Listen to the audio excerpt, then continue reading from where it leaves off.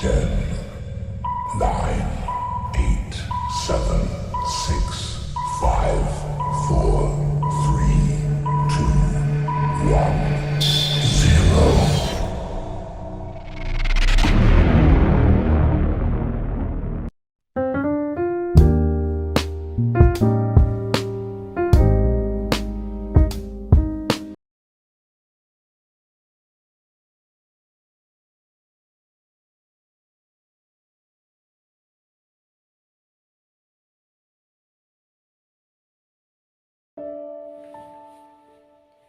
Haleluya, haleluya, haleluya.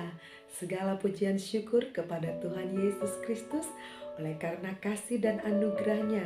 Pagi hari ini saya Pendeta Septi Siodamayana Simanjuntak, penyuluh agama Kristen Kementerian Agama Kota Salatiga, dapat menyapa kembali pemirsa setia channel YouTube Bimas Kristen Kementerian Agama Kota Salatiga dalam program acara Suara Penyuluh Agama Kristen.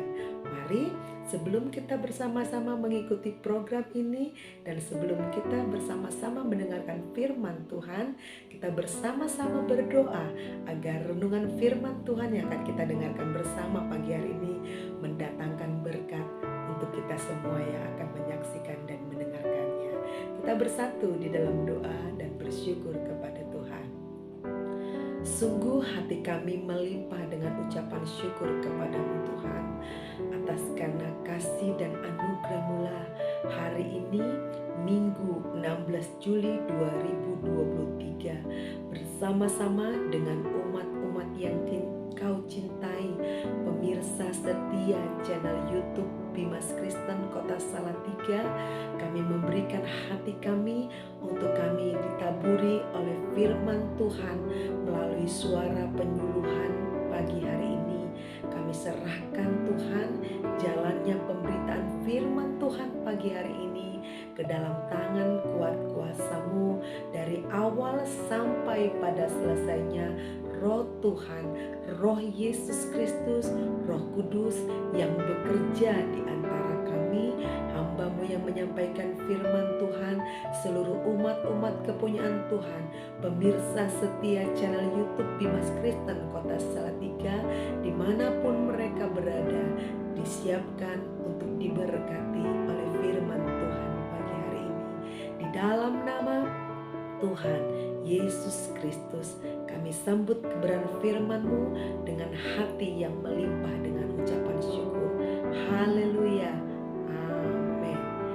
Pemirsa yang dikasihi oleh Tuhan, pagi hari ini izinkanlah saya bersama dengan saudara untuk memberitakan suara penyuluhan firman Tuhan yang saya ambil di dalam Yohanes pasal yang ke-15 ayatnya yang ke-8.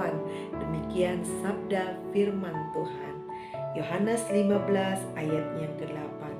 Dalam hal inilah Bapa-Ku dipermuliakan, yaitu jika kamu berbuah banyak, dan dengan demikian kamu adalah murid-murid-Ku. Saya bacakan sekali lagi untuk kita sekalian. Dalam hal inilah Bapa-Ku dipermuliakan, yaitu jika kamu berbuah banyak, dan dengan demikian kamu adalah murid-murid-Ku. Bapak Ibu yang dikasihi oleh Tuhan, pagi hari ini renungan firman Tuhan yang akan saya sampaikan, saya berikan judul berbuah semakin lebat. Nats firman Tuhan yang telah kita baca dan kita dengarkan tadi mengatakan demikian, kamu berbuah banyak, kamu berbuah semakin lebat. Mengapa pagi hari ini Tuhan mengingatkan kita melalui program acara Suara Penyuluh Kementerian Agama Kota Salatiga, bagian Bimas Kristen Kota Salatiga, mengajak, menghimbau, mengingatkan kepada kita semua umat-umat Tuhan dimanapun kita sedang berada. Tuhan menginginkan saya dan saudara menghasilkan buah yang banyak, berbuah semakin lebat, berbuah semakin banyak dan semakin baik. Dalam beberapa konten-konten YouTube renungan-renungan suluh yang kami sampaikan melalui YouTube Bimas Kristen Kota Salatiga. Dalam beberapa bulan ini kami membahas tentang bagaimana umat-umat Tuhan harus berakar, umat-umat Tuhan harus bertumbuh. Bahkan pagi hari ini umat-umat Tuhan harus berbuah dengan banyak, harus berbuah semakin lebat lagi. Bapak Ibu pemirsa yang dikasihi oleh Tuhan, sesungguhnya adalah menjadi suatu realita kenyataan hidup hari-hari ini yang sedang terjadi di antara kita. Begitu banyak perkembangan, arus era globalisasi begitu membuat segala sesuatu di dunia ini, di sekitar kita ini mengalami perubahan. Bapak Ibu boleh menyaksikan bagaimana perubahan transportasi. Kebetulan saya baru saja kembali dari Pulau Sumatera. Dulu berapa tahun yang lalu, sebelum terjadinya perkembangan transportasi, ketika saya harus pulang ke Sumatera, waktu yang saya harus tempuh kadang 2 hari, kadang 3 hari. Tapi karena kemajuan transportasi, tidak sampai 1 hari saya sudah tiba, saya sudah sampai di tempat tujuan saya. Transportasi berubah, bahkan informasi. Dulu mungkin Bapak Ibu masih ingat, ketika mengirim surat, mengirim wesel pos, kita harus menunggu minimal 1 minggu, bahkan kalau terpanjang maksimal 1 bulan, 2 bulan. Tapi sekarang kemajuan teknologi komunikasi, kita kirim satu pesan tidak hitungan menit, dalam berapa detik pesan kita telah tersampaikan. Dan begitu banyak perubahan yang sedang terjadi yang menyebabkan itu terjadinya perubahan-perubahan. Dan luar biasanya lagi, demikian juga terjadi perubahan dan perkembangan di dunia teologi atau di dunia pembelajaran tentang firman Tuhan Alkitab. Di era postmodern ini ada beberapa macam pengaruh-pengaruh perkembangan yang begitu luar biasa. Saya mempelajari paling sedikitnya yang hari-hari sedang banyak disorot tentang pengajaran-pengajaran di era postmodern ini. Yang pertama, pengajaran relativisme yang mengajarkan bahwa kebenaran itu bersifat mutlak, bahwa keselamatan itu bersifat mutlak, sekali selamat dan terus selamat, sehingga setiap orang yang telah mengaku Yesus dan sudah selamat tidak lagi mengerjakan keselamatannya karena mereka terpengaruh oleh pengajaran relativisme. Yang kedua, pengajaran-pengajaran tentang LGBT. Ada banyak gereja-gereja yang telah dengan secara sah melegalkan, mengakui, memperbolehkan LGBT.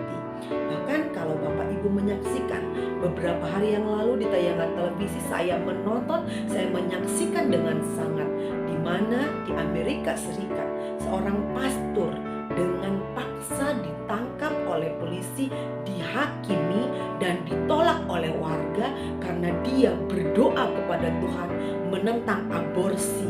Dia diseret dan banyak orang menangis pada waktu itu. Perkembangan teologi juga terjadi dan perkembangan lainnya yang mengangkat derajat kehidupan seorang dengan gaya hidup hedonisme, di mana seseorang mengangkat gaya hidup kemewahan menjadi suatu kebutuhan dalam kehidupannya. Dalam hal inilah, dalam keadaan seperti inilah, anak-anak Tuhan diinginkan oleh Tuhan terus berakar, terus bertumbuh, dan bahkan sampai menghasilkan buah yang semakin banyak, semakin lebat dan menjadi amat sangat lebat. Apakah kita bisa? Ingat, situasi begitu sukar. Ingat, situasi begitu sulit. Setidaknya saya mempelajari ada 5 hal yang terkadang membuat kita terkungkung dan kita tidak bisa mengalami pertumbuhan yang baik, mengalami pertumbuhan iman yang baik. Yang pertama, kadang-kadang kita sebagai anak Tuhan, kita mengatakan setiap orang Kristen itu cukup hidup mengandalkan kasih karunia. Kita sudah diberikan kasih karunia, ya udahlah, tidak usah bekerja, kasih karunia mencukupkan kebutuhan kita. Pengajaran-pengajaran yang berkembang, kita cukup oleh kasih karunia, makanya kita tidak perlu melakukan perbuatan-perbuatan kebaikan, karena kasih karunialah yang telah memberikan segala kebaikan kepada kita. Tantangan yang kedua, orang-orang Kristen di zaman sekarang ini, mereka menakutkan, mereka meragukan akan terjadinya perubahan kehidupan. Mereka menganggap keadaan hari ini ya sudah begini saja, tidak akan pernah terjadi perubahan apapun dalam kehidupan saya. Saya sudah tidak bisa bertumbuh, saya sudah tidak bisa berakar, bahkan saya sudah tidak bisa berbuah. Orang-orang Kristen yang takut akan perubahan dan tidak pernah mau mencoba untuk terjadinya suatu perubahan dalam kehidupannya. Yang ketiga, orang Kristen yang mengakhiri masa keinginannya hanya mengikuti arus dunia yang terjadi saat ini. Ketika arus dunia mengatakan, ayo semuanya berbondong-bondong, kita begini. Ayo, ketika semua arus dunia mengatakan, hai, LGBT itu biasa saja. Ketika arus dunia mengatakan, hai, kebaptisan itu biasa saja. Hai, ke gereja atau tidak ke gereja itu biasa saja.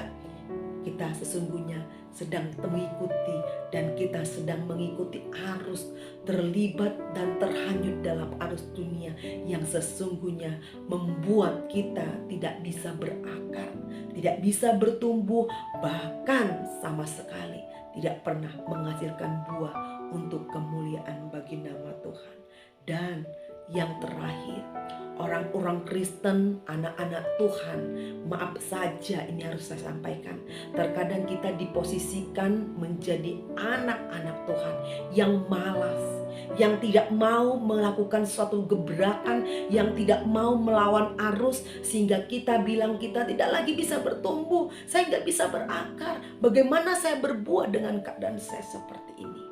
Tapi puji syukur kepada Tuhan Yesus Kristus, tidak ada pernah kata terlambat ketika kita menginginkan, Tuhan jamalah aku, Tuhan bentuklah aku, Tuhan bantu aku untuk bertumbuh, Tuhan kuatkan aku untuk berakar, Tuhan jadikan aku pohon yang dapat menghasilkan buah yang lebat, Tuhan mampukan aku sehingga aku semakin berbuah, dan namamu dipermuliakan melalui kehidupanku. Pagi hari ini izinkanlah saya sebagai seorang hamba memberikan renungan ini kepada saudara pemirsa yang diberkati oleh Tuhan. Sungguh saya tidak tahu apa yang sedang terjadi dengan saudara pagi hari ini. Tetapi ketika firman Tuhan disampaikan, ingatlah sesungguhnya Tuhan sedang mengetuk hati kita, dan Tuhan sedang mempersiapkan kita untuk kita bangkit dan kita menjadi pelaku firman Tuhan. Bagaimana caranya agar kita tetap bisa berakar, agar kita tetap bertumbuh situasi yang sulit ini? Orang-orang yang sudah mengikuti arus, orang-orang yang sudah meragukan bahwa Tuhan dapat melakukan perubahan, orang-orang yang mengandalkan kasih karunia tapi tidak mau melakukan tindakan iman, bahkan orang-orang yang malas dan tidak mau melakukan suatu hal yang mempermuliakan Tuhan. Tuhan tetap memberikan jalan keluar kepada kita. Yang pertama, agar kita bisa bertumbuh, berakar, dan berbuah yang lebat di hadapan Tuhan. Saya bacakan satu nats firman Tuhan yang terdapat di dalam Mazmur pasalnya yang ke-126, ayat yang ke-5 sampai ayatnya yang ke-6. Demikian firman Tuhan. Orang-orang yang menabur dengan mencucurkan air mata akan bersorak-sorak. Orang-orang yang berjalan dengan menangis sambil menabur benih pasti pulang dengan bersorak-sorak sambil membawa berkas-berkasnya. Yang pertama, umat yang dikasihi oleh Tuhan, pemirsa yang diberkati oleh Tuhan, setiap hari kita harus tertanam. Setiap hari kita harus tertanam. Di mana setiap hari kita tertanam? Firman Tuhan katakan di dalam Mazmur 126 ayatnya yang kelima dan ayatnya yang keenam, di dalam Mazmur 92 ayat 13 sampai 16, orang benar akan bertunas seperti pohon kurma, akan tumbuh subur seperti pohon aras di Libanon. Mereka yang ditanam di bait Allah akan bertunas di pelataran Allah kita. Bapak Ibu pemirsa yang dikasihi oleh Tuhan, setiap hari kita harus ditanam di dalam bait Allah, di dalam pelataran rumah Allah. Sederhana Bapak Ibu, yang membuat kita bisa bertumbuh, berakar dengan baik, sampai kita bisa menghasilkan buah ketika kita ditabur di dalam bait Allah, ketika kita ditabur di pelataran Allah. Bapak Ibu pemirsa yang dikasihi Tuhan, tentunya kita semua tahu apa itu bait Allah, apa itu pelataran Allah. Di dalam rumah Tuhanlah, di dalam gerejalah kita ditanam. Renungkan pagi hari ini, lebih banyak waktu di dalam rumah Tuhan atau waktu di luar rumah Tuhan? Pertumbuhan iman kita hari ini sedang bertumbuh apakah di circle lingkungan rumah Tuhan, bait Allah, gereja Tuhan, atau circle pertumbuhan kita benih itu tertanam di komunitas-komunitas lain yang bukan berada di dalam rumah Tuhan. Komunitas kolega kerja, komunitas bisnis, komunitas-komunitas arisan, maaf ibu-ibu, komunitas-komunitas hobi, komunitas-komunitas gaya hidup lain sebagainya. Itulah yang akan mempengaruhi kita dapat bertumbuh dan berakar dengan baik atau tidak. Bapak Ibu yang dikasihi oleh Tuhan, setiap benih yang ditabur di bait Allah, pastilah mereka mendapatkan air yang segar, yaitu firman Tuhan. Saya sedikit mempelajari mengapa setiap tanaman yang ditanam itu memerlukan air. Ya, banyak faktor yang menentukan pertumbuhan sebuah tanaman. Suatu kali seorang guru memberikan kesempatan kepada anak-anak muridnya untuk melakukan percobaan menanam benih. Ada yang menanam benih jagung, ada yang menanam benih kacang, ada yang menanam benih-benih tumbuhan atau buahan yang lainnya. Dan semua dengan begitu antusias merawat benih-benih yang telah mereka tanam. Ada yang memfokuskan kepada sinar cahaya matahari, bagus. Ada yang memfokuskan kepada tanah yang gembur, tanah yang subur, bagus. Ada yang hanya memfokuskan kepada jangan sampai ada hama, jangan sampai ada binatang yang menggerogoti bibit tersebut, juga bagus. Dan ada juga yang hanya terfokus daripada banyak-banyak disiram. Dan akhirnya ketika tanaman ini bertumbuh dengan tidak seimbang, terlalu banyak kadar sinar matahari menjadi layu, terlalu banyak kadar air menjadi mati dan menjadi tidak dapat bertumbuh dengan baik.